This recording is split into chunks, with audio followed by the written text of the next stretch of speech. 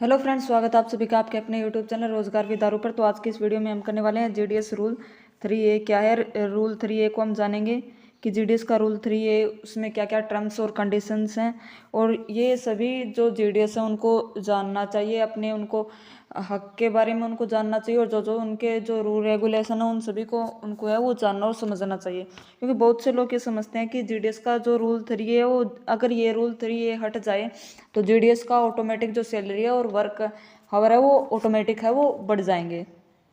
तो इसीलिए ये वीडियो लास्ट तक जरूर देखना, बहुत ही ज़्यादा इंपॉर्टेंट रहने वाली है। जीडीएस का रूल 3A कंप्लीट, इसकी टर्म्स और कंडीशंस को हम जानेंगे और क्या कहता है रूल 3A, सब कुछ अच्छे से जानेंगे।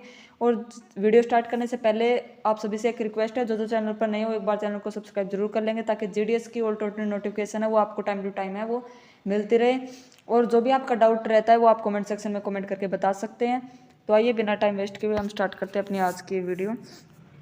तो सबसे पहले रूल 3A में ये जो रूल नंबर 1 है वो क्या कहता है कि किसी भी सेवक को एक एक दिन में अधिकतम 5 घंटे से अधिक कार्य करने की आवश्यकता नहीं होगी। यानी कि ये जो रूल 3A है उसने पहले ही बोल रखा है कि जो जीडीएस का जो टाइम आवर है वो 5 घंटे से ज़्यादा है वो नहीं होगा। एक जीडीएस एक दिन में सिर्फ अधिकतम है वो 5 घंटे ही है वो कार्य कर सकता है। 5 घंटे से ज़्यादा उसको कार्य करने की आवश्यकता है वो नहीं है। और नंबर 2 पॉइंट ये कहता है कि किसी भी सेवक को 65 वर्ष की आयु से अधिक नहीं रखा जाएगा। यानी कि जो भी 65 वर्ष के हो जाते हैं जीडीएस कैंडिडेट, तो उनको 65 वर्ष से अधिक है वो आयु के, 65 वर्ष से जितने भी 65 वर्ष तक के जितने भी आयु के कैंडिडेट्स हैं उनको है वो 65 साल की उम्र में है वो रिटायर कर दिया जाता है। 65 साल से ऊपर के कैंडिडेट हैं वो इस डिपार्टमेंट में है वो वर्क नहीं कर सकते। अधिकतम जो आयु है वो काम करने की वो 65 साल तक ही है। उसके बाद में नंबर 3 जो कहता है कि सेवक को ये वचन देना होगा कि उसके पास स्वयं तथा अपने परिवार के लिए जीविका के पर्याप्त साधनों के लिए सरकार द्वारा दिए गए या दिए जाने वाले भत्तों के अतिरिक्त आय के अन्य स्रोत भी है। क्योंकि जैसा कि आप सभी को पता है जीडीएस की जो सैलरी है वो बहुत ही ज़्यादा कम है। तो उससे पहले ही ये रूल 3A ये कहता है कि जीडीएस को ये वचन देना होगा कि उसके पास आय के जो अन्य स्रोत है। जैसे कि आप सभी को पता है आपकी वेरिफिकेशन होती है, ज्वाइनिंग होती है, उस टाइम आपको एक जो है इस टाइप का है वो लेटर दिया जाता है, और उसमें है आपको एक फॉर्म दिया जाता है जिसमें आपको ये सब जानकारी है वो फिल करनी रहती है। उसके बाद में नेक्स्ट जो पॉइंट है वो ये कहता है कि किसी भी सेवक को जनहित प्रशासन सतर्कता के आधार पर एक पद इकाई से दूसरे पद इकाई में स्थानांतरित किया जा सकता है। यानी कि कोई भी सेवक अगर कहीं पर भी वर्क कर रहा है तो वो प्रशासन के द्वारा किसी दूसरे पद या दूसरी इकाई में है वो उसको चेंज किया जा सकता है, वहाँ पे उसको है वो रखा जा सकता है, स्थानांतरण उसका है वो किया जा सकता है। यानी कि जो जगह का अदल बदल है, मतलब वो एक ऐसे सिचुएशन में है वो किया जा सकता है। और नेक्स्ट पॉइंट है वो किसी भी सेवक को सिविल सेवा के बाहर किसी भी सेवक संघ की सिविल सेवा से बाहर होगा। कोई भी जो सेवक है वो संघ की जो सिविल सेवा है वो उससे बाहर होगा। यानी कि जो एक डिपार्टमेंट की जो एक सेवा रहती है वो है पूरी एक जीडीएस कैंडिडेट्स को है वो नहीं मिलते। ये रूल 3A में बताया गया है। और कोई नेक्स्ट जो पॉइंट है उसमें ये कहा गया है कि कोई भी सेवक केंद्रीय सरकार के कर्मचारियों के बराबर होने का दावा नहीं करेगा।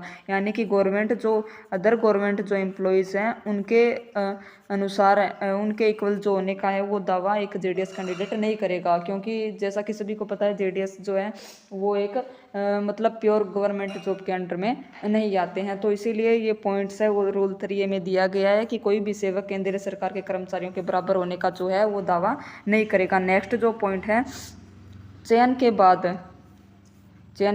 बाद लेकिन नियुक्ति से पहले 1 महीने के भीतर डाक करके डाक गांव वितरण क्षेत्राधिकार में निवास करना और सेवक के लिए अनिवार्य होगा।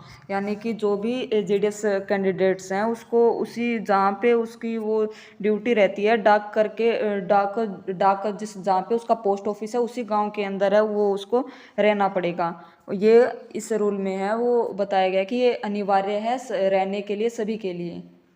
और नियुक्ति के बाद ग्रामीण डाक सेवकों अन्य श्रेणियों के लिए जीडीएस बीपीएम के लिए ड्यूटी के स्थान पर और डाकघर वितरण क्षेत्राधिकारियों में निवास करने में विफलता को नियुक्ति की शर्तों का उल्लंघन माना जाएगा।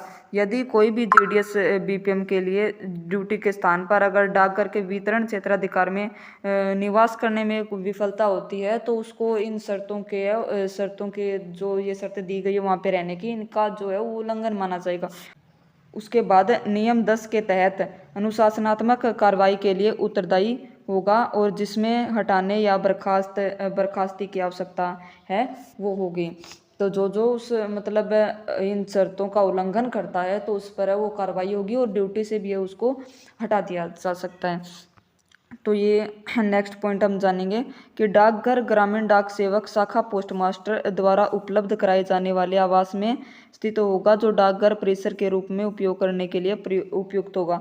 इसमें बताया गया है कि जो डाकघर ग्रामीण जो डाक सेवक है वो शाखा पोस्टमास्टर के द्वारा उपलब्ध कराए जाने वाले आवास में जो है वो स्थित होगा, यानी कि जो पोस्टमास्टर बीपीएम जो है वो उपलब्ध कराएगा आवास में जो स्थिति होगी वहाँ पे ही है उसको स्थित होना पड़ेगा और डाकघर परिसर के रूप में जो है उपयोग के लिए उपयुक्त होगा। हालांकि जहाँ केंद्र राज्य सरकार स्थानीय सरकार ग्राम पंचायत आदि डाकघरों के लिए आवास उपलब्ध कराया जा सकता है। इसमें ये बताया गया है कि ग्राम पंचायत के द्वारा केंद्र सरकार के द्वारा भी है वो आवास उपलब्ध कराया जा सकता है, लेकिन अगर नहीं मिलता है तो वो उन्हें ये टर्म्स और कंडीशंस के अकॉर्डिंग है वो लेना पड़ता है और उसका उपयोग डाकघर परिसर के रूप में किया जाएगा।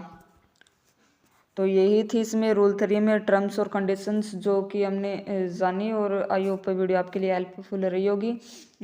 तो वीडियो अच्छी लगी तो वीडियो को लाइक करना और जो चैनल पर नए हैं वो कैंडिडेट्स चैनल को अभी सब्सक्राइब कर लो ताकि जीडीएस की ऑल टोटल नोटिफिकेशन है वो आपको टाइम टू टाइम है वही चैनल पर मिलती रहे। मिलते हैं नेक्स्ट वीडियो में, तब तक बने रहिए। जय हिंद, जय भारत।